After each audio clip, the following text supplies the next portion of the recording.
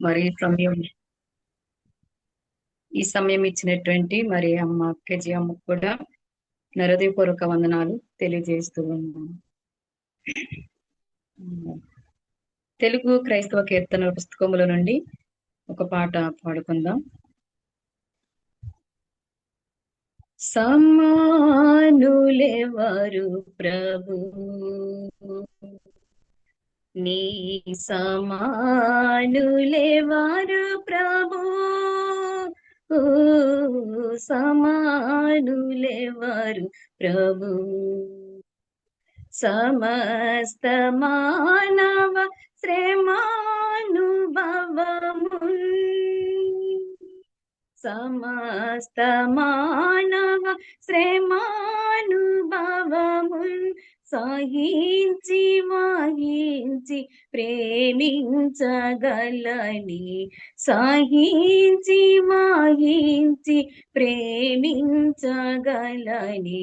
సమానులెవరు ప్రభు, నీ సమానులెవరు ప్రభు, సమానులెవరు ప్రభు.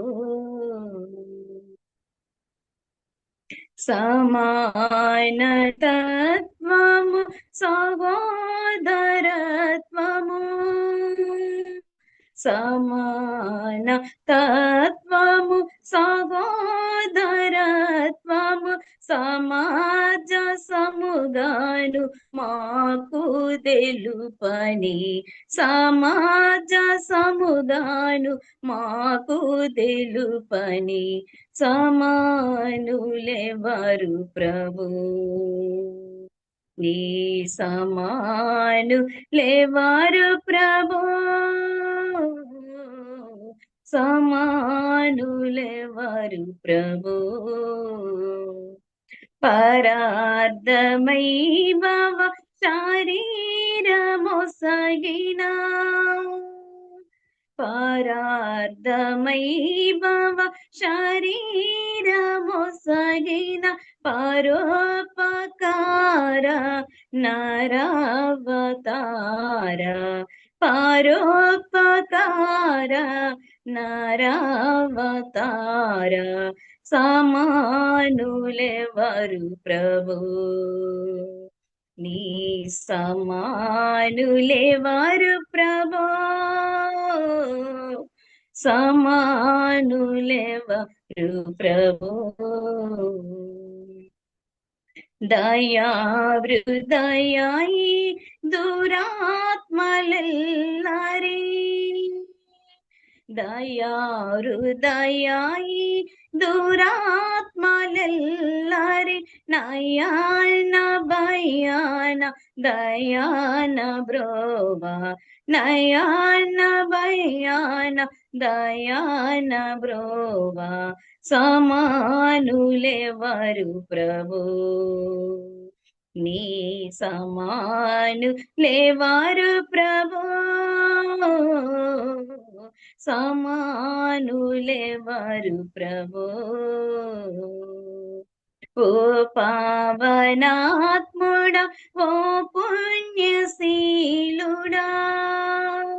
ఓ పావనాత్ముడా ఓ పుణ్యశీలుడా పాపాత్ములను బ్రోవ పరమాత్మ సుతని, పాపాత్మలను బ్రోవ పరమాత్మ సుతని సమానులెవరు ప్రభు, నీ సమానులెవరు ప్రభు, సమానులెవరు ప్రభు. సమస్త మానవ శ్రమానుభవమున్, సమస్త మానవ శ్రమానుభవమున్ సహించి వహించి ప్రేమించగలని, సహించి వహించి ప్రేమించగలని సమానులెవరు ప్రభు, నీ సమానులెవరు ప్రభో, సమానులెవరు ప్రభో.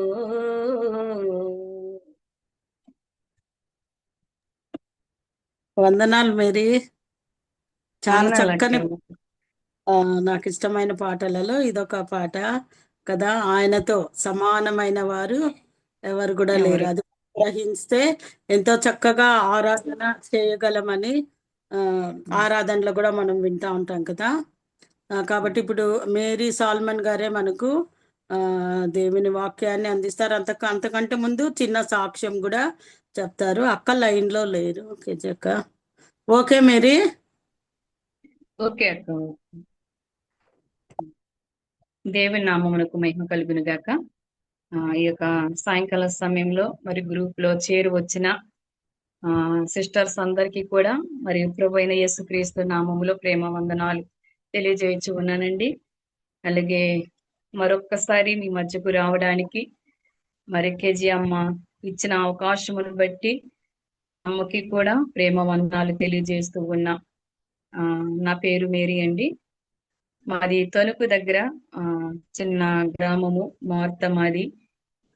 నా భర్త సామారు, ఆయన మమ్మల్ని ప్రేమించి ఇద్దరు కుమారులను కూడా ఇచ్చి ఉన్నారు.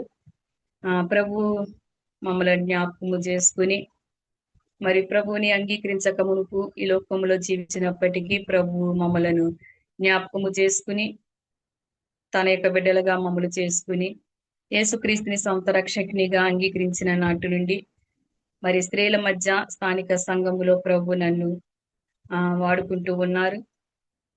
అలాగనే ప్రభు తన యొక్క పని నిమిత్తమై మరి పిలుచుకుని అనేక ప్రాంతాలు స్త్రీల మధ్య వాడుకోవడానికి ప్రభువు ఇష్టపడి మరి అనేక స్థలాలలో ఒక 12 సంవత్సరాల నుండి ప్రభు ఆయా ప్రాంతాలలో నడిపిస్తూ ఉన్నారు.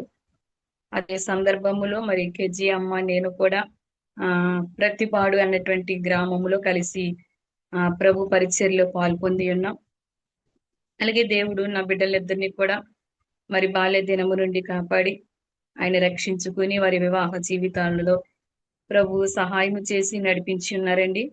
మరి నా భర్త కూడా మరి ప్రభు పనిలో పరిచర్యలో ప్రభు పనిలో పనిచేస్తూ ఉన్నాం. ఇద్దరము కలిసి ప్రభు పనిలో ఉంటూ ఉండగా ప్రభు మమ్మల్ని బలముగా వాడుకుంటూ ఉన్నారు.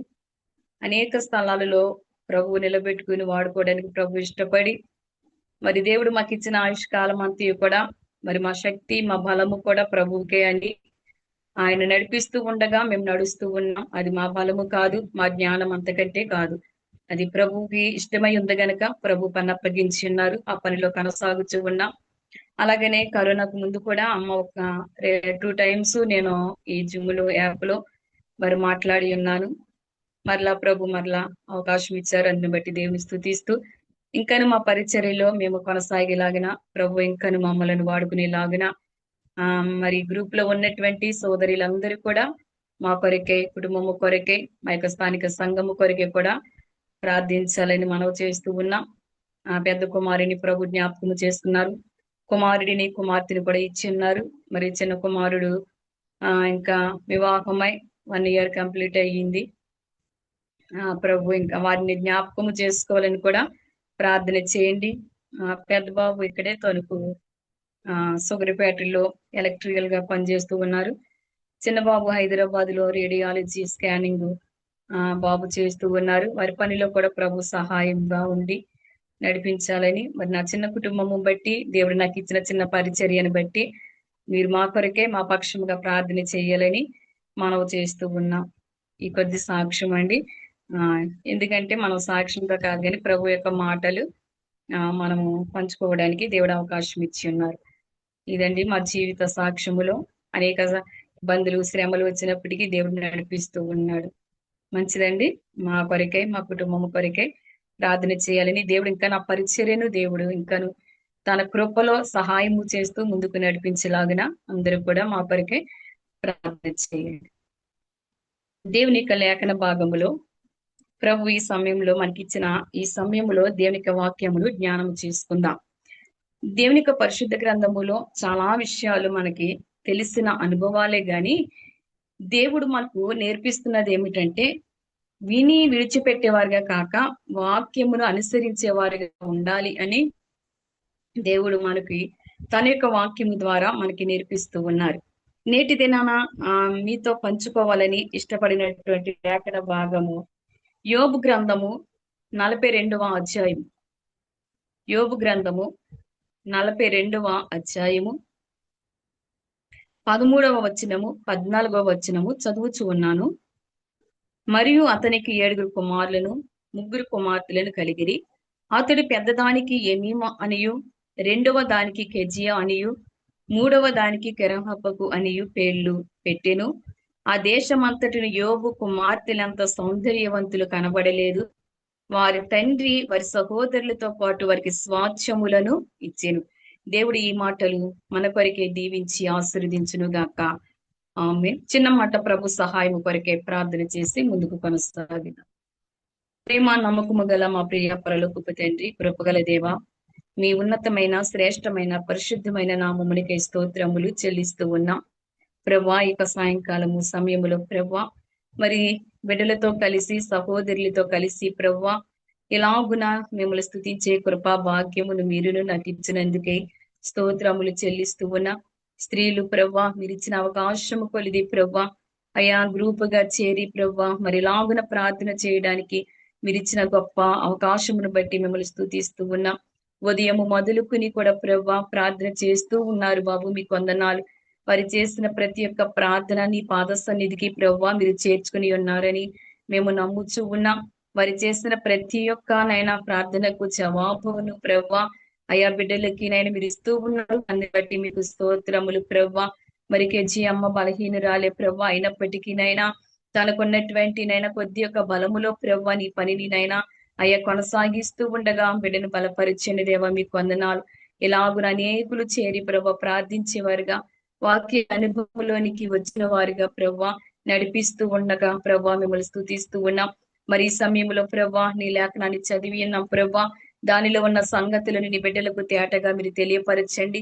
నేను కాదు గాని ప్రభా నా నోటికి బోరగా మీరుండి ప్రభా ఏ మాటలు అవసరమై ఉన్నదో ప్రభా బిడ్డలకు ఆ మాటలను ప్రభా మీరు అందించగలదురని అయ్యా మీరే విరిచి వడ్డించగలిగిన సమర్థుడివై ఉన్నందుకు నీకు స్తోత్రాలు.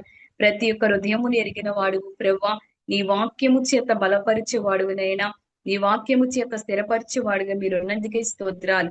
అయ్యా ఇదిగా మీరే మాట్లాడి మీ నామమునకు మహిమ ఘనత ప్రభావములు తెచ్చుకోండి ప్రభా. నన్ను మరుగు చేసి నైనా మీకు మాత్రమే మహిమను తెచ్చుకోమని ప్రార్థిస్తూ యేసుక్రీస్తు నామములో ప్రార్థించి వేడుకొనుచున్నాము పరమ తండ్రి, ఆమేన్.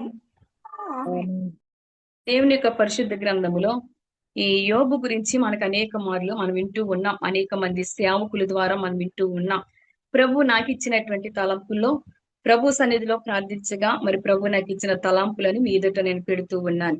యోబు దేవుని యందు చాలా భక్తి కలిగిన వారు అని మొదటి అధ్యాయంలో దేవుడే యోబు గారి గురించి గొప్పటి సాక్ష్యము ఇస్తూ ఉన్నారు. ఆయన ఎలాంటి వాడు అంటే పాపము లేనటువంటి వాడిగా, చెడుతనమును విసర్జించిన వాడిగా, యథార్థవంతుడిగా, న్యాయవంతుడిగా, దేవుని యందు భయభక్తులు కలిగినటువంటి వాడుగా యోబు గారు ఉన్నారు.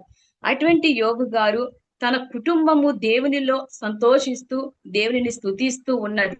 తన బిడ్డలు కలిసి ఆ దేవునిని ఆరాధించేవారుగా ఉన్న సమయములో యోబు గారు జీవితములో అనుకోలేని పరిస్థితి అనగా దేవుని యొద్ద నుండి అపవాది ఒక ఒప్పందము చేసుకుని ఆ యోబు చుట్టూను కంచి ఉంచావు కనుకనే యోబు నిన్ను స్తుతిస్తూ ఉన్నారు అంటూ ఉంది. ఎందుకు ఆ మాట అంటూ ఉందంటే దేవుడు తన భక్తుడైనటువంటి యోబు గారి గురించి గొప్ప సాక్ష్యము చెప్పుచూ ఉన్నారు.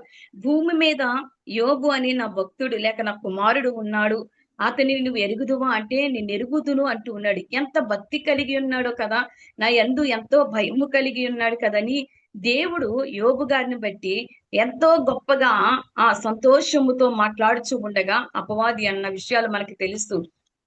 యోబుకి నువ్వు అన్ని ఇచ్చావు గనక ఆ యోబు నిన్ను స్తుతిస్తూ ఉన్నాడు అని మాట్లాడుచూ ఉంది. యోబుకి నువ్వు వేసినటువంటి కంచి తీసివేసినప్పుడు ఆయన నిన్ను ద్వేషిస్తాడు అని మాట్లాడుచూ ఉండగా దేవుడు అపవాదికి యోబుని అప్పగించినట్లుగా లేక శ్రమలకు అప్పగించినట్లుగా కనబడుతూ ఉంది. యోబు జీవితములో అన్ని అపవాదికి అప్పగించారు గాని తన ప్రాణమును మాత్రము అపవాదికి దేవుడు అప్పగించిన వాడు కాదు. అటువంటి పరిస్థితిలో యోబు ఎంతో ధనవంతుడై ఉన్నటువంటి యోబు, ఆ దేశంలో గొప్పవాడుగా ఉన్నటువంటి యోబు, సంపన్నుడిగా ఉన్నటువంటి యోబు జీవితములో అపవాది కలిగిన వాటన్నిటిని కూడా తీసివేసినట్లుగా మనకు కనబడుతూ ఉంది. తనకున్నటువంటి ఆస్తి, తనకున్న ఐశ్వర్యము, గొర్రెలు మందలు కదండి, పనివారు లేక అన్నిని ఒక్కో వెంట ఒకదాని వెంట ఒకటి తొలగిపోవడము కనబడుతూ ఉంది. అనగా అపవాది వాటన్నిటిని తీసివేస్తూ ఉంది. తీసివేస్తున్నటువంటి సమయంలో కూడా యోబు దేవునిని ప్రశ్నించిన వాడు కాదు. నిజమే, దేవుడు పలికినట్లుగా ఆయన భక్తి కలిగిన వాడే, దేవుని యందు భయము కలిగిన వాడే, దేవునిని దూషించిన వాడు కాదు కదండి. దేవుని దూషిస్తే మరణము ఉంది అని ఎరిగిన వాడుగా యోబు భక్తుడు ఉన్నాడు. అంత దేవుని యందు భక్తి కలిగినటువంటి యోబు జీవితములో సమస్తము కోల్పోయాయి. బిడ్డలు కూడా ఒకేసారి ఒక ఇంటిలో వారి విందు చేస్తున్నటువంటి సమయములో కూడా మరణించినట్లుగా మనకు కనబడుతుంది. ఈ విషయాలన్నీ మనకి తెలిసినవే గనక నేను ముందుకు వెళుచు ఉన్నాను. మరణించిన సమయంలో కూడా యోబు భక్తుడు ఒక మాట అంటూ ఉన్నారు, యెహోవా ఇచ్చెను, యెహోవా తీసుకుని పోయిను, యెహోవా నామమునికే మహిమ కలుగును గాక అన్నారు. అంటే దేవుడు ఉన్నప్పుడు దేవుని స్తుతించాడు, లేనప్పుడు కూడా దేవునిని స్తుతించాడు. సర్వము కోల్పోయిన దేవునిని స్తుతించాడు. అది యెహోవా ఇచ్చినదని ఎరిగి యెహోవా ఇచ్చాడు, యెహోవా తీసుకుని వెళ్ళిపోయాడు అని దేవుని స్తుతిస్తూ ఉన్నాడు. గాని ఎందుకు ప్రభువా నన్ను ఈ పరిస్థితికి అప్పగించావు, ఎందుకు నన్ను ఈ స్థితికి తీసుకుని వచ్చావు అని దేవునిని ప్రశ్నించిన వాడు కాదు. తనకున్న వారందరూ విడిచి వెళ్ళిపోయారు, బంధువులు విడిచి వెళ్ళిపోయారు, భార్య విడిచి వెళ్ళిపోయింది, స్నేహితులు విడిచి వెళ్ళిపోయారు, అందరూ దూరం అయిపోయారు. ఒంటరిగా కూర్చుని దేవుని సహాయము కొరకై, కనికరము కొరకై ఎదురు చూసినటువంటి యోబు జీవితములో దేవుడు మరలా జ్ఞాపకము చేసుకుని ఉన్నాడు. జ్ఞాపకము చేసుకున్న తర్వాత 42వ అధ్యాయం అంతటిని, మొదటి అధ్యాయము నుండి యోబు శ్రమలు ప్రారంభమవుతే 42వ అధ్యాయములో చూస్తూ ఉన్నప్పుడు యోబు రెండింతల ఆశీర్వాదం, అంటే మునుపటి కంటే దేవుడు మరింతగా ఆశీర్వదించినట్లుగా కనబడుతుంది ప్రియులరా. అటువంటి సమయములో యోబుకి మరలా ఆస్తిని దేవుడు ఇచ్చాడు, ఐశ్వర్యమును ఇచ్చాడు. తదుపరి మనం చదివినటువంటి లేఖన భాగములో 13వ వచనంలో మరియు అని కనబడుతుంది. మరియు అతనికి 7 కుమారులను 3 కుమార్తెలను కలిగిరి అని కనబడుతుంది. మరలా దేవుడు వారికి బిడ్డలను ఇచ్చినట్లుగా కనబడుతూ ఉంది. ఇచ్చినటువంటి బిడ్డలు, మొదటి బిడ్డలు పేర్లు కనిపించలేదు గాని తదుపరి బిడ్డలు కలిగిన వారికి కుమార్తెలకు పేర్లు పెట్టినట్లుగా కనబడుతూ ఉంది. ఆ పేర్లు పరిశుద్ధ గ్రంథములో రాయబడాయి. మొదటి కుమార్తె పెద్దదానికి ఎమీమా అని పేరు పెట్టాడు. ఈ యొక్క సమయంలో ఎమీమా గురించి మనకు ఏ పాఠము నేర్పిస్తూ ఉంది? ఎమీమా గురించి మనం జ్ఞానము చేద్దాం. యోబు జీవితం అంతా మనము ఎరిగిన వారమే గాని యోబు కుమార్తె మనము స్త్రీలముగా సహవాసము చేస్తూ ఉన్నాం, స్త్రీలముగా మనం కూడుకుని ఉన్నాము గనుక ఎమీమా అనగా యోబు కుమార్తె, పెద్ద కుమార్తె మనకు ఏమి నేర్పిస్తూ ఉంది అన్నటువంటి విషయాలు జ్ఞానము చేసుకుందాం. ఈ ఎమీమా అన్న పేరుకు అర్థము పావురము అని అర్థం ఇస్తూ ఉంది. ఎందుకు పావురము అని యోబు తన కుమార్తెకి పేరు పెట్టి ఉన్నాడు?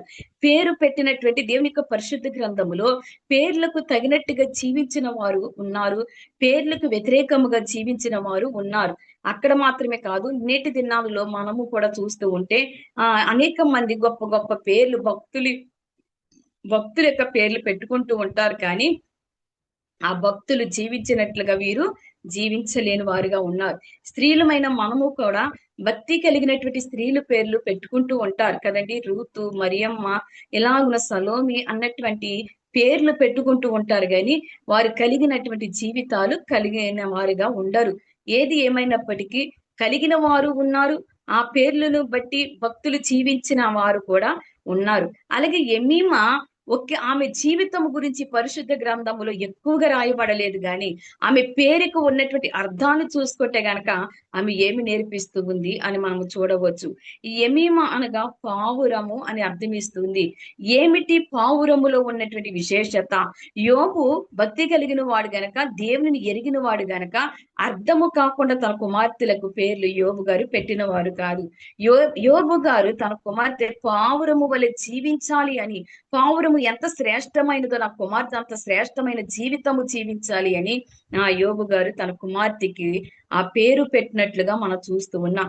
ఏంటి ఈ యొక్క ఎమీమా జీవితము ఏమి నేర్పిస్తూ ఉంది అని చూస్తే గనక, పావురముక విశేషత ఏమిటి అని చూస్తే గనక ఒక మాట మనము చూద్దాం. చూడండి, మొదటిగా పావురము గురించి మనం చూస్తే లేవియా ఖండము 5వ అధ్యాయం, లేవియా ఖండము 5వ అధ్యాయము 7వ వచనములో మనం చూస్తే, లేవియా ఖండము 5వ అధ్యాయము 7వ వచనము చదువుతూ ఉన్నాను. అతడు గొర్రె పిల్లను తేజాలని ఎడల అతడు పాపి అగినట్లు తాను చేసిన అపరాధ విషయమై 2 తెల్లగొవ్వలనే గాని 2 పావురపు పిల్లలనే గాని పాప పరిహారార్థ బలిగా, ఒక దానిని దహన బలిగా, ఒక దానిని యెహోవా సన్నిధికి తీసుకుని రావలెను. అతడు యాజకుని యొద్దకు వాటిని తెచ్చిన తర్వాత అతడు పాప పరిహారార్థమైన దానిని మొదట నరిపించి దాని మెడను నుండి దాని తలను నులమవలెను గాని దాని నోడదీయకూడదు అని కనబడుతుంది. ఇక్కడ పావురము గురించి ఈ యొక్క లేవియ ఖండములో ఈ యొక్క పాపము యొక్క ప్రాయశ్చిత్తము కొరకై, పాపము యొక్క పరిహారము కొరకై ఏం చేయాలి అన్నటువంటి విషయాలు కనబడుతూ ఉంటాయి. ఏమిటి పాప పరిహారము కొరకై అంటే, పాపము యొక్క పరిహారము కొరకై గొర్రె పిల్ల మందల్లో నుండి గొర్రె పిల్లనే గాని లేక అనేకమైనవి లేక పాప క్షమాపణ నిమిత్తమే తీసుకుని యెహోవా సన్నిధి కనుక ప్రత్యక్ష గుడారమునకు రావాల్సిన వారిగా ఉన్నారు. ఇశ్రాయేలు యొక్క పాప పరిహారము కొరకై గొర్రె పిల్లను తీసుకుని వచ్చి అర్పించిన వారిగా ఉన్నారు. అంటే ఒకవేళ గొర్రె పిల్లను కొనలేనటువంటి వాడు, గొర్రె పిల్లని తీసుకురాలనేటువంటి వారు ఏం చెయ్యాలి అంటే, కనీసము గువ్వలనైనా 2 తీసుకురావాలి, లేదా 2 పావురపు పిల్లలనైనా తీసుకుని రావాలి. ఒక పావురము పాపం యొక్క పరిహారార్థముగా దానిని దహన బలిగా అర్పిస్తూ ఉన్నారు. మరొక పావురము యాజకుని యొక్క చేతిలో తన యొక్క తలను నులిమి దానిని చంపాలి అని కనబడుతూ ఉంది. ఈ పావురము పాపము కొరికే బలి అయిపోయినటువంటి పావురముగా కనబడుతుంది. పాపము యొక్క పరిహారము పావురము అర్పించినట్లుగా కనబడుతుంది ప్రియులారా కదండి. పాపం యొక్క పరిహారము నిజమే. ఇక ప్రభు అయిన యేసుక్రీస్తు వారు కూడా పుట్టినప్పుడు మరియా ధనవంతురాలు కాదు, మరియా సంపన్నురాలు కాదు కనుక ఆ యొక్క 2 పావురాలు తీసుకుని ప్రభువుని మందిరమునకు తీసుకెళ్ళినట్లుగా మనకి కనబడుతూ ఉంది. లేనివాడు, పేదవాడైన వాడు పావురాన్ని తీసుకుని దేవుని యొక్క మందిరానికి వెళ్ళిన వాడుగా, పరిశుద్ధ స్థలములో తన యొక్క పాప పరిహారము కొరకై ఆ పావురము బలి అయిపోయినట్లుగా కనపడుతుంది. పావురము యొక్క ఆ యాజకుడి చేతులు నలగొట్టబడటానికి, అది నులిమి వేయబడడానికి పావురము ఇష్టపడుతుంది. ప్రియ సోదరి, నిజమే కదా. ప్రభు అయినటువంటి యేసుక్రీస్తు వారు కూడా మన యొక్క పాపముల కొరకే కదండి. పాపము మనది, అపరాధము మనది. పాపము చేసిన వారు మనము, అపరాధము చేసిన వారు మనము గాని ప్రభువు ఏ పాపము లేనివాడు. ఆ పాపము లేనటువంటి ప్రభు అయిన యేసుక్రీస్తు మన అతిక్రమముల కొరకే, మన యొక్క పాపముల కొరకే యెషయా గ్రంథము 53వ అధ్యాయంలో కనపడతాయి కదండి. 5వ వచనములు అంటూ నా అతిక్రమ క్రియలను బట్టి ఆయనను నలగగొట్టబడెను. నిజమే కదా. మన క్రియలు, మన అతిక్రమముల కొరకే ప్రభు అయిన యేసుక్రీస్తు వారు ఆ యొక్క సిలువలో వేలాడిన వారిగా ఉన్నారు. మనము దేవునికి దూరస్థులమై ఉన్నటువంటి మన జీవితాలు, పాపము చేత దేవునికి దూరంగా ఉన్నటువంటి మనలను ఆయన సమీపస్తులుగా చేసుకోవడానికి, లోకములో ఉన్నటువంటి మనలను ఆయన బిడ్డలుగా చేసుకోవడానికి ఆయన నలిగిపోయినటువంటి వాడుగా ఉన్నాడు. ప్రభు మన కొరకే బలి అయిపోయిన వాడిగా ఉన్నాడు కదండి. పావురము బలి అయినట్లుగా ప్రభు అయినటువంటి యేసుక్రీస్తు వారు మన కొరకే బలి అయినటువంటి వారుగా ఉన్నారు కదండి. మొదటిగా మనం చూసాము బలి అయిన పావురము అని కనబడుతుంది. ఈ బలి అయినటువంటి పావురం యొక్క స్థానము అది ఇశ్రాయేలు కొరకే గాని ప్రభువు నీ కొరకు నా కొరకే ఆయన బలి అయిన వాడిగా ఉన్నాడు.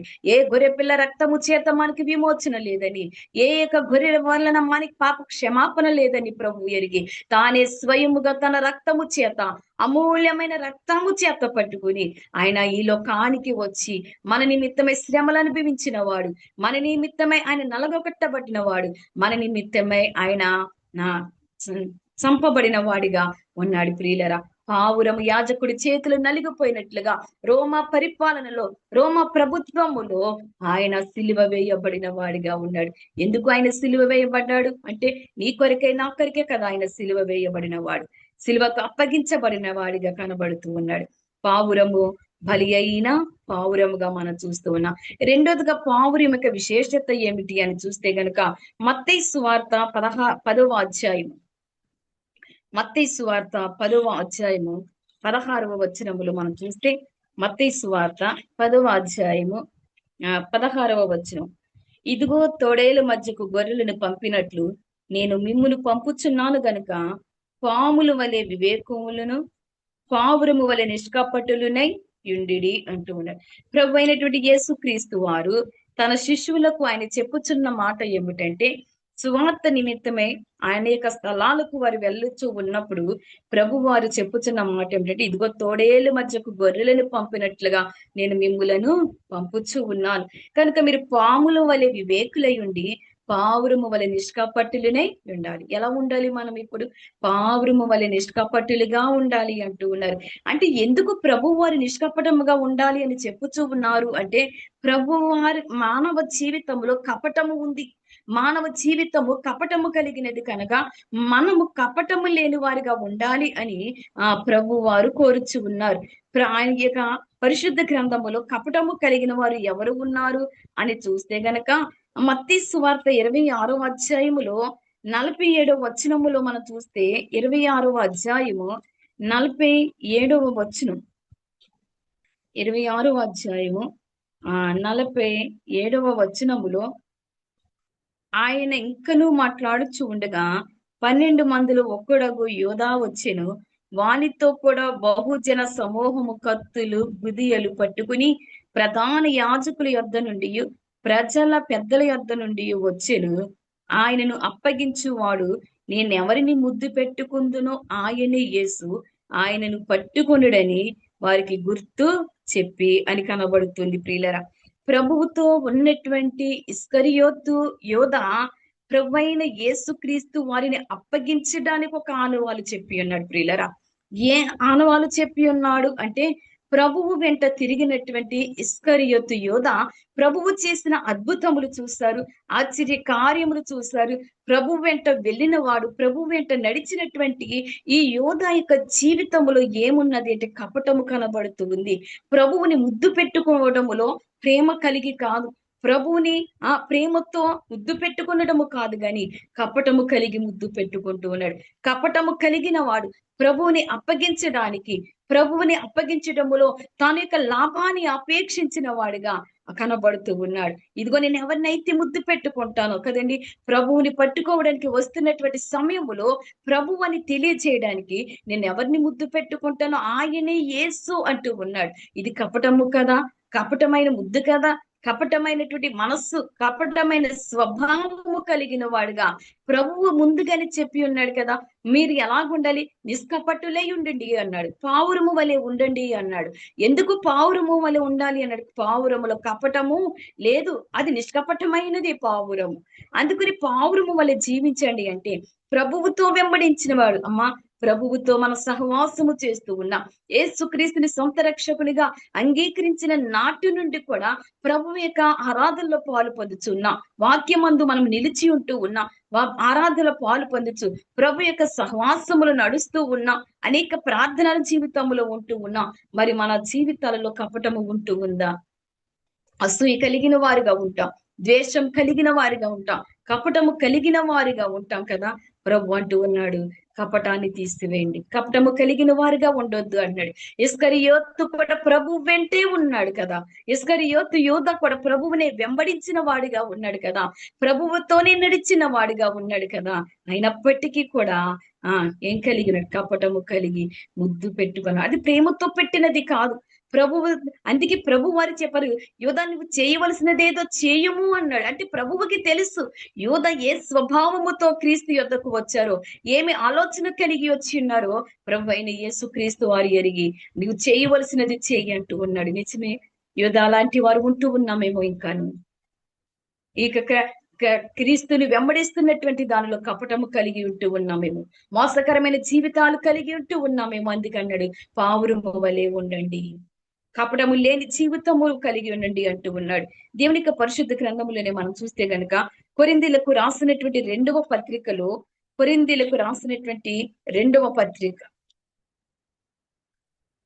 కొరింథీలకు రాసిన రెండవ పత్రిక మొదటి అధ్యాయము 12వ వచనములో ఒక మాట చదువుదా.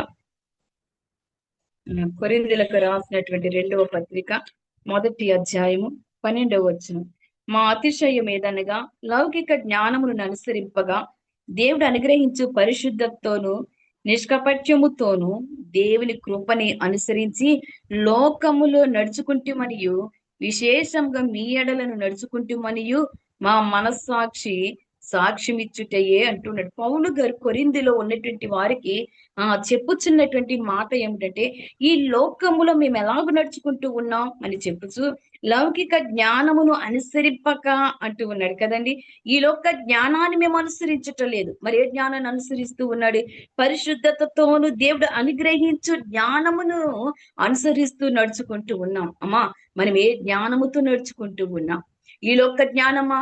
ఈ లోక నీ తెలివి లేక మన యొక్క తెలివితో, మన యొక్క జ్ఞానము కాదు, పరిశుద్ధతోను దేవుడు అనుగ్రహించు జ్ఞానముతో నిష్కపటముతోను దేవుని కృపనే అనుసరించి ఈ లోకములో నడుచుకోవాలి. ఎవరిని అనుసరించంట? దేవుని యొక్క కృపను అనుసరించి నిష్కపట్యముతో కదండి. కపటముతో మేము నడుచుకోలేదు. పౌలు అంటూ ఉన్నాడు కదా, నేను కపటముతో నడిచిన వాడిని కాదు, నా యొక్క లౌకిక జ్ఞానముతో నేను నడిచిన వాడిని కాదు, పరిశుద్ధతో దేవుడు అనుగ్రహిస్తున్న జ్ఞానముతో నిష్కపటముతో నేను నడుస్తూ ఉన్నాను. ఈ లోకంలో నడుచుకుంటునో విశేషముగా మీ ఎడల నడుచుకుంటున్నాను మనస్సాక్షిని చెప్పుచూ ఉంది. నా మనస్సాక్షి సాక్ష్యమిస్తూ ఉంది అంటూ ఉన్నాడు. నిజమే ప్రియులరా, నీవెలా నడుచుకుంటూ ఉన్నావో, నీవే విధముగా నడుచుకుంటూ ఉన్నావో కదండి, మనస్సాక్షి సాక్ష్యమిస్తూ ఉంది. యోధ నడుచుకున్నాడు, యోధకు తెలీదా? యోధ మనస్సాక్షికి తెలీదా? అది అన్యాయము, ప్రభువుని అప్పగిస్తూ ఉన్నాను, అది కపటము, ప్రభువుతో ఉండి అప్పగించాడే ప్రభు మరణానికి, ప్రభువుతోనే నడుస్తూ ప్రభువుని అప్పగించాడే, ఏ మనస్సుతో అప్పగించాడో యోధాకి తెలీదా ప్రియులరా? కానీ పౌలు అంటున్నాడు, పరిశుద్ధతతో నేను నడుచుకుంటునని, లౌకిక జ్ఞానము కాక దేవుడు అనుగ్రహించే పరిశుద్ధత జ్ఞానము చేత మేము నడుచుకుంటామని పౌలు గారు ఎంత రూఢిగా సాక్ష్యము చెప్తూ ఉన్నాడు. నా మనస్సాక్షి సాక్ష్యం ఇస్తూ ఉంది అన్నాడు. ప్రియులరా, నిజమే, మన మనస్సాక్షి సాక్ష్యం ఇస్తూ ఉంది. మనం ఎలా నడుచుకుంటూ ఉన్నామో సాక్ష్యం ఇస్తున్నట్లుగా మనకి కనబడుతుంది. ప్రియులరా, మనం త్వరగా చూసుకుంటే గనక సమూయేలు 2వ గ్రంథము 13వ అధ్యాయం 3వ వచనాన్ని మనం చూస్తే గనక, సమూయేలు 2వ గ్రంథము, ఇక్కడ ఎవరు ఉన్నారు అనే విషయము మనకి కనబడుతూ ఉంటది. అనేక సార్లు మనం చదివి ఉండవచ్చు, మళ్ళా ప్రభు దాన్ని ఎందుకు జ్ఞాపకము చేస్తూ ఉండగా ముందుకు వెళదాం. సమూయేలు 2వ గ్రంథము 13వ అధ్యాయము 3వ వచనములో, అమ్నోనుకు మిత్రుడు ఒకడు ఉండేను, అతడు దావీదు సహోదరుడైన షిమ్యా కుమారుడు, అతని పేరు యెహోనాదాబు. ఈ యెహోనాదాబు బహు కపటము గలవాడు అని కనబడుతుంది. ఎవరు ఇతను అని చూస్తే గనక, ఈ యొక్క దావీదు కుమారుడైనటువంటి అమ్నోనుకు స్నేహితుడిగా ఉన్నాడు. ఈ అమ్నోనిక స్నేహితుడైనటువంటి వ్యక్తి బహు కపటము గలవాడు అని కనబడుతుంది. ప్రియులరా, కొన్ని సందర్భాల్లో మనతో ఉన్న వారే కపటము కలిగిన వారిగా ఉంటారు, మనతో నడుస్తున్న వారు కపటము కలిగిన వారిగా ఉంటూ ఉంటారని ఈ వ్యక్తి లేక మనకి తెలియజేస్తూ ఉన్నాడు. దావీదు కుమారుడికి అమ్నోనుకు స్నేహితుడిగా ఉన్నటువంటి ఇతను ఎలాగో తెలియజేస్తూ ఉన్నాడు, బహు కపటము కలిగిన వాడు అని ఏ విధంగా తెలియజేస్తుందంటే, ఈ అమ్నోను దావీదు యొక్క కుమారుడు కదండి. కుమారుడు అయినప్పటికీ దావీదు యొక్క కుమార్తె అయిన తామారు కనబడుతూ ఉంటది. ఈ తామారుని మనస్సు పడిన వాడిగా, ఆమె మీద ఇష్టము కలిగిన వాడిగా ఉన్నాడు. ఈ కపటము కలిగినటువంటి యెహోదాబు వచ్చి అంటూ ఉన్నాడు, రాజకుమారుడు అయినటువంటి నీవు నా నాటికి చిక్కుపోవడానికి గల కారణం ఏమిటి అని అడుగుతూ ఉన్నాడు అమ్నోనిని. దావీదుకు ఒక కుమారుని అడుగుతూ ఉన్నాడు.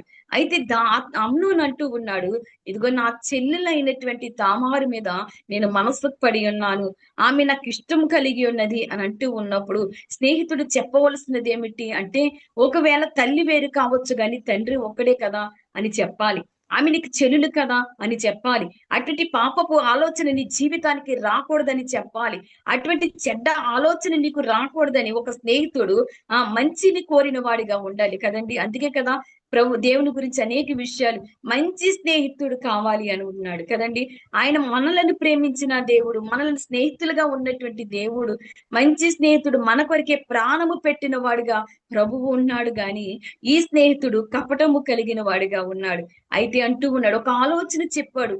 ఈ అమ్నోనికి చెప్పిన ఆలోచన ఏమిటంటే, నువ్వు రోగం అయి ఉన్నట్లుగా, నీవు బలహీనుడిగా ఉన్నట్లుగా మంచం మీద నువ్వు పరుండి ఉండు. ఇదిగో నీ తండ్రి నిన్ను చూస్తాకి వచ్చినప్పుడు నీకేం కావాలని నీ తండ్రి నిన్ను అడిగినప్పుడు, నాన్న తామారు చేతి నుండి రొట్టె తినాలని ఉంది నాకు అని నువ్వు చెప్పు. అప్పుడు నీ చెల్లెల చేత నీ తండ్రి రొట్టెలు చేయించి నీకు పంపిస్తాడు. అప్పుడు నీ ఇష్టాన్ని నువ్వు నెరవేర్చుకోవచ్చు అన్నట్లుగా సమాధానము అన్నట్లుగా ఆలోచన చెప్పాడు. ప్రియులరా, ఎంత కపటము కలిగిన వాడు, బుద్ధి చెప్పవలసినటువంటి స్నేహితుడు కదండి. చెడు మార్గములో ఉన్నటువంటి అమ్నోను, చెడు ఆలోచన కలిగినటువంటి అమ్నోను, చెడ్డ ఆలోచన కలిగినటువంటి ఆ యొక్క అమ్నోనికి బుద్ధి చెప్పి అది సరైనది కాదు అని చెప్పవలసిన వాడు దాన్ని నెరవేర్చుకోవడానికి ఆలోచన ఇచ్చినట్లుగా మనకి కనబడుతుంది. అటువంటి చెడ్డ ఆలోచన ద్వారా అమ్నోను ఏం చేశాడు, ఏం సాధించుకున్నాడు అంటే తన ప్రాణాన్ని కోల్పోయినట్లుగా కనబడుతుంది. నిజమే, ఒక స్నేహితుడు మరణానికి సమీపంగా ఉంటూ ఉన్నప్పుడు, లేక ఒక సహోదరి చెడ్డ వాటికి వెలుచు ఉన్నప్పుడు మనము అటువంటి సలహాలు ఇచ్చిన వారిగా ఉండకూడదని దేవుని యొక్క పరిశుద్ధ గ్రంథము తెలియజేస్తుంది. ప్రియులరా, ఇక ఇచ్చిన సలహాను బట్టి అమ్నోను చేసి ఉండగా, అమ్నోను దానిని నెరవేర్చుకుని ఉండగా అబ్షలోము అమ్నోనిని చంపినట్లుగా కనబడుతుంది. ప్రియులరా, ఏం సాధించగలిగాడు? దేవుని సన్నిధిలో ఉండవలసిన వారు, చెడ్డ సలహాలు ఇచ్చినటువంటి వారు, కపటమైన మనసు కలిగిన వారుగా ఉంటూ ఉంటారు. ప్రియులరా, అందుకే విశ్వాసులమైనటువంటి మనము బహు జాగ్రత్తగా ఉండాలి అని దేవుని యొక్క పరిశుద్ధ గ్రంథము తెలియజేస్తుంది. అందుకే దేవుని యొక్క పరిశుద్ధ పావురము యొక్క విశేషత ఏమిటంటే కపటము లేనిది అన్నాడు. ప్రభు అయినటువంటి యేసు క్రీస్తు వారు కూడా ఆయన కపటము లేని వాడిగా ఉన్నాడు కదండి. పేతురు రాసినటువంటి మొదటి పత్రిక 2వ అధ్యాయము 22వ వచనములో చూస్తాం, ఆయన నోట ఏ కపటము లేదు. కపటము ఉందండి ఆయన నోట ఏ కపటమును లేదు. ఆయన అన్యాయం చేయలేదు. అయినప్పటికీ ఆయనను సిలువకు వేయబడిన వాడు, ఆయన అన్యాయపు తీర్పును పొందినవాడు, కపటము లేనివాడు కదా ఆయనలో ఏ కపటం ఆయన నోట కనబడలేదు. అందుకే ప్రభు మనకు నేర్పుతున్నటువంటి పాఠము ఏంటి అంటే, పావురము వలె ఎలా ఉండాలి చెప్పండి? నిష్కపటముగా మనము ఉండాలి. కపటమైన జీవితము మనకు ఉండకూడదు. మన ప్రభు కపటము లేనివాడు గనక మనమును కపటము లేని వారిగా ఉండాలి అని దేవుని యొక్క పరిశుద్ధ గ్రంథములో యెమీమా కూడా మనకి నేర్పిస్తుంది కదా. పావురము వలె మనం ఉంటూ ఉన్నామా, నిష్కపటమైన జీవితము కలిగి ఉంటూ ఉన్నామా అని మనము ఒక్కసారి మనమే పరీక్షించుకోవాలి. కపటమైన జీవితము మనం కలిగి ఉండకూడదు కదా. మూడోదిగా మనం చూస్తే గనక పరమగీతములు 2వ అధ్యాయము, పరమగీతముల యొక్క గ్రంథాన్ని మనం చూస్తే కనుక దానిలో ఇంకా కొన్ని విషయాలు మనకి కనబడుతూ ఉంటాయి. పరమగీతములు 2వ అధ్యాయము 14వ వచనం, 2వ అధ్యాయము 14వ వచనం, బండ సందులలో ఎగురు నా పావురమా, పేటు బీటులను ఆశ్రయించున్న పావురమా అన్నాడు. ఈ పరమగీతములో ప్రియురాలుని ఆ ప్రియుడు వర్ణిస్తూ రాసినటువంటి గ్రంథము, పరలోక సంబంధమైనటువంటి ఆ యొక్క తలంపు లేక పరలోక సంబంధమైనటువంటి ఆ యొక్క మాటలు కనబడుతూ ఉన్నాయి కదండి. తన యొక్క ప్రియురాలు లేక సంగమను ఎలాగో ఉంది అంటే గనక బండ సందులలో ఎగురు పావురమా అన్నాడు. పావురము ఎక్కడ ఎగురుచూ ఉంది అంట? బండ సందులలో ఎగురు పావురమా అన్నాడు కదా. పేటు బీటులను ఆశ్రయించు పావురము ఆ బండ సందులో ఆశ్రయిస్తూ ఉంది ప్రియులారా. పావురము విశాలతను కోరుకున్నది కాదు. విశాలత మార్గములో పావురము వెళితే అనేకమైన క్రూరమైనటువంటి పక్షులు పావురమును చంపే ఆ యొక్క సందర్భము ఉంటది. విశాలత మార్గములో ఎత్తుకుని పోయే అవకాశము ఉంటది ప్రియులరా.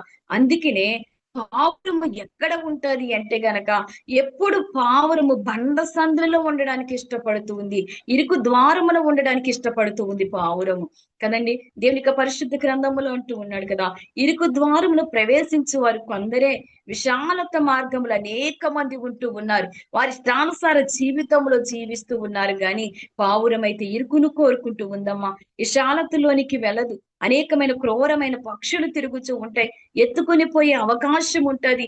అది ఎత్తుకుని పోకున్నట్లుగా తన్ను తాను బండ సందులో ఉంటది. ఒక్కొక్కసారి బండ సందులోనికి వెలుచు ఉన్నప్పుడు కూడా పావురం కూడా నలిగిపోవచ్చు. అయినప్పటికీ కూడా అది బండ సందులో ఉండడమే ఇష్టపడుతూ ఉంది. మరి బండ సందుల్లో మనం ఎక్కడ ఉండాలి?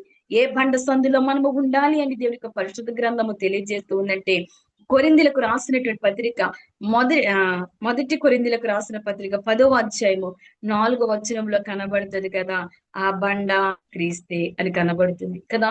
ఏ బండ ఇది? మనం ఏ బండను ఆశ్రయించాలి అంటే గనక ప్రభు అయిన యేసు క్రీస్తు అనే బండను ఆశ్రయించాలి. బండ సందులలో ఉన్నటువంటి పావురము మనం. బండ సందు అనగా ప్రభు యొక్క గాయాలను చూపిస్తూ ఉంది. నిజమే కదా. బండను ఆనాడు బండగా ఇశ్రాయేలు ప్రజలు ఎర్ర సముద్రమును దాటి వస్తూ ఉన్నప్పుడు, ఎర్ర సముద్రము దాటి వచ్చిన ఇశ్రాయేలు ప్రజలకు దాహమునకు నీరు కావాలంటే మోషేతో దేవుడు మాట్లాడుచు ఉన్నాడు. నేను ఆ బండ మీద నిలిచేదను, ఆ బండను నీవు కొట్టగా ఆ బండ నుండి నీరు వచ్చును అన్నాడు కదా ప్రభు ఆ దేవుడు. అది నా బండను కొట్టగా మోషే ఆ బండను ఇశ్రాయేలు ప్రజలకు నీరు ఇచ్చింది కదా. ఆ బండ ఇక్కడ కూడా కనబడుతూ ఉందమ్మా. ఆ బండ ఎవరు అంటే నీ కొరకు నా కొరకు పగిలిపోయిన బండ మన ప్రభు కదా. ఆయన గాయములు నీ కొరికే నా కొరికే కదా. ఆయన గాయాలలో మనము ఉండాలి. క్రీస్తు అనే బండ దగ్గరకు మనము రావాలి. ఆయన చేతులు గాయాలు మన కొరికే కదా. మన పాపముల కొరికే గాయాలు పడినప్పుడు మరి ఆ గాయముల క్రింద మనం ఉంటూ ఉన్నామా? క్రీస్తు శిలువ నీడకు మనము వస్తూ ఉన్నామా? ఆ బండ క్రీస్తే కదా అన్నాడు కదా. ఆ బండ ఎలాంటిది? ఆ బండ ఏ ఏ ఎలాగో కలిగి ఉంది ఆ బండ. ఆ బండను బద్దలు చేసి ఉన్నాము కదా. మన యొక్క ప్రవర్తనను బట్టి, మన క్రియలను బట్టి, మన అతిక్రమములను బట్టి ఆయన నలగగొట్టారు కదండి. పగిలిపోయింది ఆయన వీపు, నాగిట దున్నినట్లుగా వీపు కదండి. ఆయన దున్నబడిన వాడు నీ కొరికే నా కొరికే. పగిలిపోయిన బండం అది, గాయములు కలిగిన బండ. పావురము వెళ్ళి ఆ బండను ఆశ్రయిస్తుంది. మరి నీవు నేను కూడా ఆ బండ నీడకు వస్తూ ఉన్నామా? ఆ బండ సందులోనికి వస్తూ ఉన్నామా? విశాలతను కోరుకుంటూ ఉన్నామా? అనేక మంది నేటి దినాన విశాలతను కోరుకుంటూ ఉన్నారు, ఇష్టమైన మార్గమును కోరుకుంటూ ఉన్నారు, వారి ఇష్టమైన మార్గంలో తిరుగుచూ ఉన్నారు, ఈ లోకము యొక్క ఆశలను తిరుగుచూ ఉన్నారు. ఇంకను నేత్రాశ కదండి, శరీరాశ, జీవపు డంబాన్ని విడిచిపెట్టలేని వారిగా ఈ లోకంలో ఉన్న వాటిని అనుసరిస్తూ ఉన్నారు. కానీ క్రీస్తు యొక్క గాయములోనికి, క్రీస్తు యొక్క బండలోనికి, పగిలిన బండ యొద్దకు రాలేకపోతూ ఉన్నారు. అది ఇరుకండి అంటూ ఉన్నారు, ఇరుకుకుండా మేము నడవలేమనుకుంటూ ఉన్నారు. విశాలతను ప్రేమిస్తూ ఉన్నారు గాని, విశాలమైన మార్గములో వెలుచూ ఉన్నారు గాని, వారి ఇష్టానుసారంగా జీవిస్తూ ఉన్నారు గాని, దేవుని యొద్ద నుండి అనేకమైన కార్యాలు పొందుకున్న వారు, అనేకమైన దేవుడిచ్చిన వాటన్నిటిని అనుభవిస్తూ ఆ దేవునికి దూరముగా ఉంటున్న వారు అనేక మంది నేటి దినాన ఉంటూ ఉన్నారు. ఆ బండ విలువ నీకు నాకు తెలుసు. రక్షింపబడిన వారికి ఆ బండ విలువ తెలుసు. ఆ బండను గాయమైనది బండ మన కొరకని తెలుసు అమ్మా. ఆ బండలోనే మనము ఉండాలి. అక్కడే మనకు భద్రత ఉంది. ప్రభు యందే మనకు భద్రత ఉంది. ఆ ప్రభు బండలోనే మనము ఉండాలి కదండి. ఆయనే ఆ బండ క్రీస్తే అన్నాడు కదా. ఎఫెసీయులకు రాసినటువంటి పత్రిక 2వ అధ్యాయం 20వ వచనములు అంటూ ఉన్నాడు కదా, క్రీస్తు యేసే మూల రాయి, ఆయనే మూల రాయి, ఆయనే బండ, ఆయనే మూల రాయిగా ఉన్నాడు కదా. విసర్జింపబడిన రాయి అది. విసర్జింపబడినటువంటి రాయి నీకు నాకు ఎలాగూ అయిందంటే తలకు మూల రాయిగా ఉంది. నిజమే. విసర్జింపబడినటువంటి ప్రభువే, తృణీకరింపబడినటువంటి ప్రభువే మరలా ఆయన మూలకు తలరాయి, విశ్వసించడానికి మూలకు తలరాయిగా ఆయన మారి ఉన్నాడు ప్రియులరా. ఆయన కొట్టబడిన వాడు, బద్దలైన వాడు, చేతుల్లో గాయములు, కాళ్ళలో గాయములు కదా, ప్రక్కలో ప్రక్కటెముకలు కదండి, భల్యముతో ప్రక్కలు పొడిచిన వారు, ఆయన శిరస్సుపై ముండ్ల కిరీటము, ఆయన రక్తదేహుడుగా ఉండిపోయాడు. ఆయన దేహమంతా గాయాలతో నింపబడింది. ఆ బండ క్రీస్తే కదా. మరి ఆ బండ యొద్దకు వస్తూ ఉన్నారు. క్రీస్తు యేసే మూల తలరాయి. ఆయన తృణీకరిస్తూ ఉన్నావా ఇంకను? అనేక మంది తృణీకరిస్తూ ఉన్నారమ్మా ఇంకను. ప్రభు యొద్దకు రాలేక, ప్రభువే నిత్యమైన దేవుడని ఎరగక, ప్రభువుని విశ్వాసించలేక, ఆయన జీవములోనికి రాలేక అనేక మంది విసర్జిస్తూ ఉన్నారు. ప్రభు యొక్క ఆ శక్తిని ఎరగక, ప్రభు యొక్క గొప్పతనముని ఎరగక, ఆయన తప్ప వేరొక దేవుడు లేడని ఎరగక అనేక మంది ఇంకను జీవిస్తూ ఉన్నట్లుగా మనకి కనబడుతుంది ఈ లోకములో ప్రియులరా. ఆయనే మూలకు తలరాయి, ఆయన ద్వారానే జీవము, ఆయన ద్వారానే పరలోకము ఉంది అన్నటువంటి విషయాన్ని మనము మర్చిపోకూడదు. నేనే మార్గము అన్నాడు. ఆయన ఎక్కడికి మార్గము? ఆయన పరలోకమునకు మార్గముగా ఆయన ఉన్నట్లుగా మనకి తెలియజేస్తుంది ప్రియులరా. రూతు కూడా దేవుని ఆశ్రయించింది కదండి. ఆమె మోయాబు దేశాన్ని విడిచిపెట్టింది, మోయాబు యొక్క స్వేచ్ఛని విడిచిపెట్టింది. ఆమె వెళ్ళే అవకాశం వచ్చినప్పటికీ కూడా తన అత్త కూడా తిరిగి నీ స్వజనుని వద్దకు నువ్వు వెళ్ళు అన్నప్పుడు తన తోటి కోడలు వెళ్ళిపోయింది, వార్ప వెళ్ళిపోయింది, కానీ రూతు మాత్రం తిరిగి వెళ్ళింది కాదు. దేవుని యొక్క సురక్షితమైన రెక్కల చాటికి వచ్చింది. ఆయన బోయోజు యొక్క చేతి క్రిందకు వచ్చింది. ఆమె పరమ బోయోజు అయినటువంటి ఆ ప్రభువు యొద్దకు వచ్చింది ఆమె కదండి. ఆమె తిరిగి వెళ్ళినది కాదు, ఆయనను ఆశ్రయించింది. ఆయన పొలంలో నిలిచి ఉంది. ఆమె యేసుక్రీస్తు వంశావళిలో ఆమె నిలిచినట్లుగా కనబడుతుంది. ఎంత ధన్యురాలు రూతు. అటువంటి జీవితాన్ని నీవు నేను కలిగి ఉండాలి. నిలిచి ఉండే అనుభవము, దేవుని యొద్ద ఆయనను ఆశ్రయము కలిగే అనుభవములోనికి మనము ఉండాలి. అందుకనే మూడవదిగా మనం చూసాం, క్రీస్తుని ఆశ్రయించిన పావురం కదండి. బండను బండ అనగా క్రీస్తుని ఆశ్రయించినటువంటి పావురముగా మనం చూస్తూ ఉన్నాం. ఇంకా నువ్వు ఒక మాట, రెండు మాటలు మనం చదివి ముగించుకుందాం. అదే పరమగీతములో మనం చూస్తే గనక పరమగీతములు 2వ అధ్యాయములోనే పరమగీతములు 2వ అధ్యాయము 2వ అధ్యాయములో 14వ వచనములోనే మరలా చదువుతూ ఉన్నాను.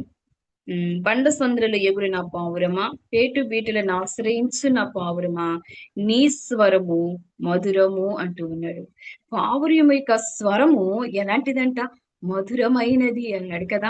అమ్మా, దేవుని బిడ్డలమైనటువంటి మన నోట మధురమైన మాటలు రావాలి అన్నాడు. మన యొక్క స్వరము అనగా ఏదో మనం మెచ్చుకునే విధముగా ఉండడానికి కాదు. స్వరము అనగా దేవుడు చూస్తూ ఉన్నప్పుడు మన నోట నుండి వచ్చే ప్రతి ఒక్క మాట ఎలా ఉండాలంటే మధురమైనదిగా ఉండాలి. ఎందుకంటే మనం క్రీస్తుని ఆశ్రయించిన వారము, దేవుని యొక్క బిడ్డలమై ఉంటూ ఉండగా నీ స్వరము మధురము అన్నాడు కదండి. నీ స్వరం అక్కడి పైన 12వ వచనములో కూడా చూస్తే, దేశం అంతటా పువ్వులు పూసి ఉన్నవి, పిట్టలు కోలాహలము చేయు కాలము వచ్చెను, పావుర స్వరము మన దేశములో వినబడుచున్నది. పావురం యొక్క స్వరము మన దేశములో వినబడుచు ఉంది అన్నాడు. 14వ వచనంలో క్రింద లైన్ లో నీ స్వరము నాకు వినబడనిమ్ము అన్నాడు. మన యొక్క స్వరము ఎవరికి వినబడాలంట? దేవునికి వినబడాలంట ప్రియ సోదరి. అంటే మన స్వరము అనగా మనము ప్రార్థనా జీవితము కలిగి ఉండాలి. మనం ప్రార్థిస్తూ ఉన్నప్పుడు మన యొక్క స్వరము దేవునికి మధురముగా ఉండాలి కదండి. మాటలను సమకూర్చుకుని దేవుని సన్నిధికి రావాలి అన్నాడు. మనము దేవుని సన్నిధిలో ఏ విధముగా ప్రార్థించాలి? ఆయనని ఏ విధముగా స్తుతించాలి? ఏ విధముగా ఆయన సన్నిధిలో మనము ప్రార్థన చెయ్యాలి? మనము స్వరాన్ని దేవునికి వినబడేటట్లుగా మనము ఉండాలి. అందుకే దావీదు భక్తుడు కూడా ఒక మాట అంటూ ఉంటాడు చూడండి. దావీదు భక్తుడు ఒక మాట అంటున్నాడు, ఏమనంటే కీర్తన గ్రంథం 5వ అధ్యాయంలో చూస్తే గనక కీర్తనలు 5వ అధ్యాయము 3వ చరణంలో చూస్తే, యెహోవా ఉదయమున నా కంఠస్వరము నీకు వినబడును అన్నాడు. ఉదయమున నా ప్రార్థన నీ సన్నిధిని సిద్ధము చేసి కాచియుందును అన్నాడు. దేన్ని సిద్ధము చేస్తాడంట? ఉదయమున నా కంఠస్వరము నీకు వినబడును అన్నాడు. అంతే కదా. పరమగీతాల్లో కూడా అన్నాడు, పావురమ నీ స్వరము నాకు వినబడనిమ్ము అన్నాడు. దావీదు భక్తుడు అదే అంటూ ఉన్నాడు. ఉదయమున నా కంఠస్వరము నీకు వినబడును అన్నాడు. అంటే ఉదయాన్ని మనం ఏం చేయాలి? ప్రార్థన చేయాలి.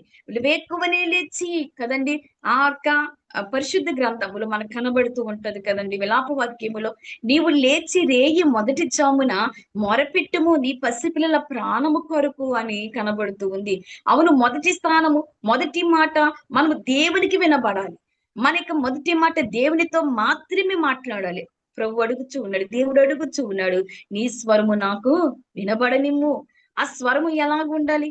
మధురమైనది. నీ స్వరము ఎలాంటిది? మధురముగా. అమ్మా, క్రైస్తులమైనటువంటి మన నోట ఏమి రాకూడదు కదా, వ్యర్థమైనది రాకూడదు అన్నాడు. ఆ అపొస్తలుడైన పౌలు గారు అనేక విషయాలలో ఆ యొక్క పాఠాలలో రాస్తూ క్రొత్త నిబంధనలు అంటున్నాడు, పోకిరి మాటలు, సరసోక్తులు, ఇంకా అనేక మంది మాట్లాడేవారు ఉంటూ ఉన్నారు. ఈ యొక్క ఈ ప్రాంతాలలో అనగా ఊర్ల యొక్క సైడ్ మనం చూస్తూ ఉన్నప్పుడు అనేక మంది ఇంకను వాటికి అలవాటైన వారుగా ఉంటూ ఉన్నారు. వాటిని విడిచిపెట్టలేని జీవితాలుగా ఉంటూ ఉన్నారు. మన నోట అవి ఉండడానికి వీలు లేదు. మన స్వరము దేవునికి వినబడుతున్నప్పుడు ఆయన సంతోషించేవాడిగా ఉండాలి. దావీదు భక్తుడు ఉదయమున నా కంఠస్వరము నీకు వినబడును అన్నాడు. రెండోదిగా అక్కడే అంటున్న మాట ఏమిటంటే, ఉదయమున నా ప్రార్థన నీ సన్నిధిని సిద్ధము చేసి కాచి ఉందును. అబ్బా, ప్రార్థనను ఎంత గొప్ప అద్భుతంగా దావీదు రాస్తూ ఉన్నాడు చూడండి. ప్రార్థనను సిద్ధము చేసి కాచి ఉన్నాడంట. అంటే దేవునితో ఎప్పుడు మాట్లాడాలో సిద్ధము చేసుకున్నాడు. ఎప్పుడు సిద్ధం చేసుకుంటాం మనము అంటే కనుక, అది మనకి అవసరము కదండి. అది అవసరమైనప్పుడు మనం ఏం చేస్తాం? సిద్ధము చేసుకుంటూ ఉంటాం కదా. ఏదైనా మనకి ఇది అవసరం, ఆ సమయానికి అది కావాలంటే ముందుగానే దాన్ని ఏం చేసుకుంటూ ఉన్నా, సిద్ధపరుస్తూ ఉన్నాం. దావీదు కూడా ఉదయమునే స్వరాన్ని దేవునికి వినబడి చేయడానికి ప్రార్థనను సిద్ధము చేసి కాచి ఉంటూ ఉన్నాను. అంటే ఎప్పుడు మాట్లాడాలో అని కాచుకున్నటువంటి వాడుగా ఉన్నాడు. ప్రియులరా, ఇటువంటి అనుభవము మనకి కావాలి. అందుకని పావురమా, నీ స్వరము ఎంత మధురమో, నీ స్వరము నాకు వినబడనిమ్ము అంటూ ఉన్నాడు. మన ప్రభువు కూడా నీ స్వరమును వినాలి అని, నా స్వరము వినాలి అని ఆయన ఎదురు చూస్తున్నవాడు. నీ స్వరము విని ఆయన ఆనందించాలి అని ఎదురు చూస్తున్నవాడు.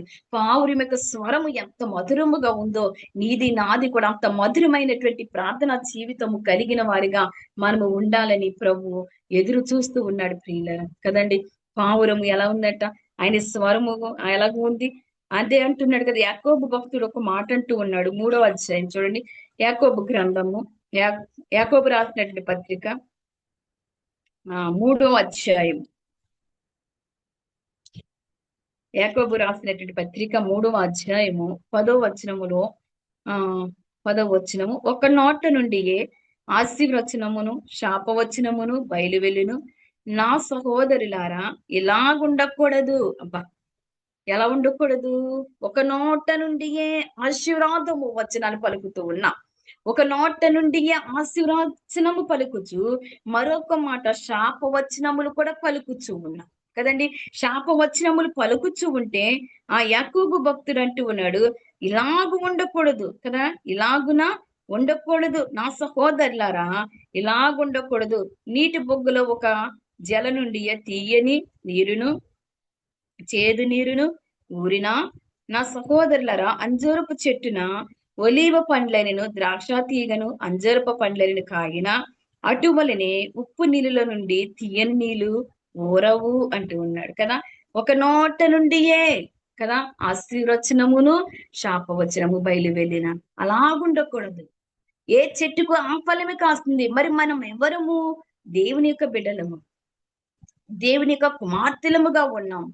పరమ తండ్రికి ప్రియ కుమార్తెలముగా మనము ఉన్నాం. ప్రియులరా, మలాకి గ్రంథములు అంటూ ఉన్నాడు కదా, మీరు తండ్రి అని పిలుస్తూ ఉన్నారే, నేను తండ్రినైతే మీరు నా కుమార్తెలనై ఉన్నారు అన్నాడు. నేను మీరు నా కుమార్తెలైతే నాకు రావాల్సిన ఘనత ఏమయ్యింది అన్నాడు. అంటే మన మాటను బట్టి మన దేవునికి మహిమపరచబడాలి. మన యొక్క స్వరమును బట్టి దేవునికి ఘనత రావాలి, ప్రభావము రావాలి. ఒక నోట నుండియే ఆశీర్వచనము వస్తుంది, ఆశీర్వాదము వస్తూ ఉంది, మరొకసారి శాపవచనాన్ని పలుకుతూ ఉంటాం. అలా ఉండకూడదు అంటూ ఉన్నాడు. ఒలీవ చెట్లకు ద్రాక్ష పండ్లు కాస్తాయా? ద్రాక్ష చెట్టుకు ఒలీవ పండ్లు కాస్తాయి, ఏ చెట్టు ఆ ఫలముని ఇస్తుంది కదా. అలాగునే మీరు దేవుని బిడ్డలైనట్టుగా ఆశీర్వచనమే కదండి. ఆనాడు బిలాము కదా ఆ ఇశ్రాయేలు ప్రజలను శపించాలి అనుకున్నాడు. బాలాకు అంటూ ఉన్నాడు కదా, నువ్వు శపించుము అన్నాడు. కానీ బిలాము నోట దేవుడు ఉంచలేదు. తన ప్రజలైన వారిని శపించడము, తన బిడ్డలైన వారిని శపించడము దేవునికి ఇష్టము లేక, ఎప్పుడు శపించాలనుకున్నప్పటికీ కూడా దేవుడు ఆశీర్వాద వచనాన్ని ఉంచాడని బిలాము అంటూ ఉన్నాడు. నేను శపించాలని అనుకుంటూ ఉన్నాను గాని దేవుడు నా నోట ఆ మాటను పలకనివ్వటం లేదు. ప్రియులారా, నిజమే కదా. మనం ఆ నోటలు పలకడానికి వీలు లేదు. మన నోట ఎప్పుడు దేవునికి మహిమకరంగానే ఉండాలి. మనం ప్రతి మాట దేవునికి స్తుతి అర్పణలుగా ఉండాలి అని అంటూ ఉన్నాడు. ఎందుకు అంటున్నాడు కదా, పావురమా నీ స్వరము మధురము అన్నాడు. ప్రియులారా, నీ స్వరము మధురము అన్నాడు. అక్కడే పరమగీతలో మరొక మాట మనం చదువుకుందాం చూడండి. పరమగీతములు పరమగీతములు 2వ అధ్యాయములో 14వ వచనంలో అంటున్నాడు, నీ స్వరము మధురము, నీ ముఖము మనోహరము అన్నాడు కదా. స్వరము అన్నాడు. రెండోదిగా మరలా ఇక్కడ ఏమంటున్నాడంటే నీ ముఖము మనోహరం. మొదటిగా మనం చూసాం బలి అయిపోయిన పావురము చూసాం. రెండోదిగా మనం చూసాము కపటము లేని నిష్కపటమైన పావురముగా మనం చూసాం. మూడోదిగా క్రీస్తుని ఆశ్రయించిన పావురముగా మనం చూసాం. ప్రియులరా, నాలుగోదిగా స్వరము మధురమైనటువంటి పావురముగా చూసాం. దేవుని సన్నిధిలో ప్రార్థించినటువంటి పావురము, మూలుగుచున్న పావురము, విజ్ఞాపన చేర్చిన పావురముగా మనం చూస్తూ ఉన్నాం. దేవుని సన్నిధిలో మనము కూడా అటువంటి ప్రార్థన విజ్ఞాపన చేయాలని పావురము మనకు నేర్పిస్తూ ఉంది. ప్రియులారా, ఇక ఐదవదిగా మనం చూస్తే గనక నీ ముఖము నాకు కనబడింది. ఎక్కడ కనబడాలి మన ముఖము? ఎక్కడ మనము దేవునికి కనబడతాము అంటే నిత్యము ఆయన సన్నిధిలో మనము కనబడాలి. ప్రియులరా, మన ముఖము ఆయనకు తేటగా కనబడాలి కదా.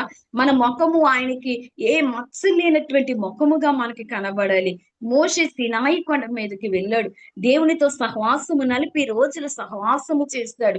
దేవుడు రాత్రి పగలు మోషేతో ఇశ్రాయేలు ప్రజలను ఏ విధముగా నడిపించాలో, గుడారము ఏ విధముగా కట్టాలో, ఏది ఎక్కడ నిర్మించాలో అన్నటువంటి విషయాలు మోషేతో దేవుడు మాట్లాడుతూ ఉండగా 40 రోజులు పట్టింది. ప్రియులారా, నీ 40 రోజులు మోషే మాట్లాడి తిరిగి వస్తున్నటువంటి సమయంలో మోషే యొక్క ముఖము ప్రకాశిస్తూ ఉంది. ప్రియులారా, మోషే యొక్క ముఖము ప్రకాశిస్తూ ఉండగా అహరోను చూసి అంటూ ఉన్నాడు, మోషే ముఖము ప్రకాశిస్తూ ఉందే అని అంటూ ఉన్నారు. మోషేకి ఆ విషయము తెలియలేదు కదండి.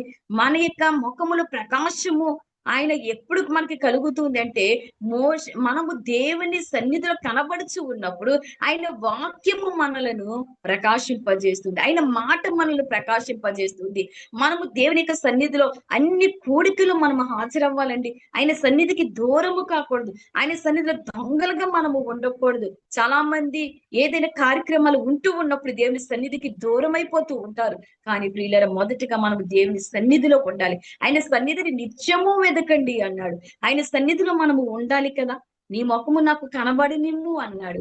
మన ముఖము దేవునికి కనబడనివ్వాలి. ఆయన సన్నిధిలో మన ముఖాన్ని కనబడుతూ ఆయన సన్నిధిలో ప్రార్థిస్తూ ఉంటే గనక దేవుడు మనతో మాట్లాడేవాడిగా ఉన్నాడు. మోషేతో మాట్లాడిన దేవుడు మనతో కూడా ఏం చేస్తాడు? ఆయన మాట్లాడేవాడిగా ఉన్నాడు. ప్రియులారా, 5 విషయాలు మనం చూసాం కదా. పావురములో ఉన్నటువంటి విషయాలను మనము ధ్యానం చేస్తూ ఉన్నాం. పావురము ఎలాగ ఉంది? పావురము నలిగిపోయిందండి. ప్రభు మన కొరికే నలిగిపోయిన వాడు. ఆ నలిగిపోయిన ప్రభు యొద్దని మనం ఆశ్రయించాలి. నీ కొరికి నా కొరికి నలుగుగొట్టబడిన ప్రభు, శ్రమ పడిన ప్రభు కదండి. యాజకుడి చేతిలో బలి అయిపోయిన పావురముగా చూస్తూ ఉన్నాం. ప్రభు నీ కొరికే నా కొరికే బలి అయిపోయాడు. ఆ బలి అయిన యేసుక్రీస్తుని మనం ఆశ్రయించాలి. ఆ యేసుక్రీస్తు బండను మనం ఆశ్రయించాలి. ఆయనే మూలరాయిగా మనకు ఉన్నాడు. ఆయన విసర్జించే వారుగా, ఆయన తృణీకరించిన వారుగా మనం ఉండడానికి వీలు లేదు. ఆయనను మాత్రమే ఆశ్రయించాలి కదండి.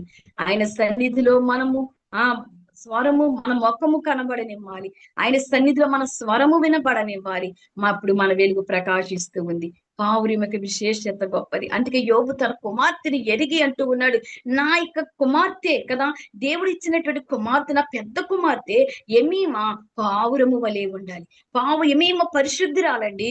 ఎమీమాల జీవితములో ఏ పాపము లేదు. పావురం యొక్క జీవితంలో ఏ పాపము లేదు. అన్ని పక్షులలో చేదు అనేది ఉంటుంది. చివరికి మానవ జీవితంలో కూడా చేదు ఉంటూ ఉంది కానీ పావురములో చేదు లేదు. పావురం యొక్క కన్నులు గొప్పవి అండి. ఆ పావురం యొక్క చూపు గొప్పది, దూరదృష్టి కలిగినది పావురము కదా. మనము కూడా అటువంటి వారిగా ఉండాలి. ఎమీమా అని ఎందుకే పెట్టాడు? ఎమీమా జీవితము గొప్పది. యోబు తన కుమార్తె జీవితం, ఎమీమా నీవు పావురము వలె పరిశుద్ధముగా జీవించాలమ్మా. పావురము వలె నీవు ఉండాలి. నిజమే, ప్రభు కొరకే మనం కూడా నలగగొట్టబడాలి. విరిగి నలిగిన హృదయము దేవునికి ఇష్టమైన బలి. ఆ పావురము యాజకుడి చేతిలో నలిగిపోయినట్లుగా నీవు ప్రభువు నిమిత్తమే నలిగిపోవాలి కదా. మనము కూడా విరిగి నలిగిన హృదయము చేత ప్రభు సన్నిధిలో ఉండాలి కదా మనము కూడా. అందుకే యోబు తన కుమార్తెకి పెట్టాడు ఎమీమా, పావురము అని. ప్రియులరా, ఈ యొక్క సమయంలో పావురములు జ్ఞాపకము క్రీస్తు చేత రక్షింపబడినటువంటి నీవు నేను కూడా క్రీస్తు శిలువ రక్తము చేత కడగబడినటువంటి వారము, క్రీస్తు అమూల్యమైన రక్తము చేత మనము పాపము నుండి విమోచింపబడిన వారము, విడిపించబడినటువంటి మనము పావురము వలె నిష్కపటముగా ఉన్నామా? పావురము వలె నిష్కపటమైన జీవితము కలిగి ఉన్నామా? అందుకే ప్రభువైన యేసుక్రీస్తు వారు యోర్దాను నదిలో బాప్తీసము, యోహాను గారి చేతుల మీద బాప్తీసము తీసుకుని వస్తూ ఉన్నప్పుడు పరిశుద్ధాత్మ పావురము వలె దిగి వచ్చిందండి కదా. పరిశుద్ధాత్మ పావురం యొక్క రూపములో ఆ ఆత్మ రావడానికి ఇష్టపడింది. ఎందుకంటే పావురం అంత పరిశుద్ధత కలిగినది. నీవు నేను కూడా అంత పరిశుద్ధత కలిగి ఉండాలని ప్రభు కోరుకుంటూ ఉన్నాడు. ఎందుకంటే నేను పరిశుద్ధినై ఉన్న ప్రకారం మీరును పరిశుద్ధులై ఉండుడి అంటూ ఉన్నాడు. మనం కడిగి వేయబడిన వారము. తిరిగి మనం పాపపు జీవితంలో లోకములోనికి మనము వెళ్ళకూడదు. పావురము ఆ చెడుని అసహించుకుంటూ ఉంది. పావురం యొక్క ఆహారము కూడా చెడ్డది, అది భుజించింది కాదు. అది ఆహార విషయంలో కూడా ఎంతో పరిశుద్ధత కలిగి ఉంది. అంత పరిశుద్ధత జీవితము మనకు కావాలని ప్రభు కోరుకుంటూ ఉన్నారు. అందుకే యోబు తన కుమార్తెకి శ్రమలు తీరిన తర్వాత, శ్రమల వెనక శ్రేష్టమైన బిడ్డలను దేవుడు ఇచ్చిన తర్వాత పెద్ద కుమార్తెకి ఎమీమా అని పెట్టాడు. ఓ పావురమ్మా, నువ్వు పరిశుద్ధురాలువు అని పెడుతూ ఉన్నాడు. తండ్రికి కుమార్తెలుగా మనము ఉన్నాం. కొరింథీయులకు రాసినటువంటి పత్రికలు అంటూ ఉన్నాడు కదా, మీరు నా కుమార్తెలు అన్నాడు కదా. ఆయన మన తండ్రి పరిశుద్ధుడు గనక మనము కూడా పరిశుద్ధులముగా మనము ఉండాలి. మనము కూడా పరిశుద్ధత జీవితము కలిగి దేవుని ఆరాధన చేయాలి. పావురము వలె నిష్కపటులుగా మనము ఉండాలి. కపటమైన జీవితాలు కలిగి, మోసకరమైన జీవితాలు కలిగి అపవాదిలో మనము ఉండకుండానట్లుగా ప్రత్యేకమైన వారిగా మనము ఉండాలని ఈ యొక్క సాయంకాల సమయంలో ఎమీమా మనకు నేర్పిస్తుంది. ప్రియులరా, మనమును పావురము వలె పరిశుద్ధముగా మనం జీవిస్తూ ప్రభువుని గణపరిచేవారుగా, ఆయన స్తుతించేవారుగా, మన ముఖమును ఆయన సన్నిధిలో కనపడేవారుగా ప్రకాశింపబడినటువంటి జీవితాలను దేవుడు మనందరికి అనుగ్రహించును గాక. ఆమేన్. చిన్న మాట ప్రార్థించు. మరి ఆమేన్. మీ వారి పేరు ఏంటండి మేరీ గారు? సాల్మన్ అక్క. అదేండి, నిన్న మా చర్చికి వచ్చారండి, అందుకని అంటున్నాను. వచ్చారు అక్క, వచ్చారు.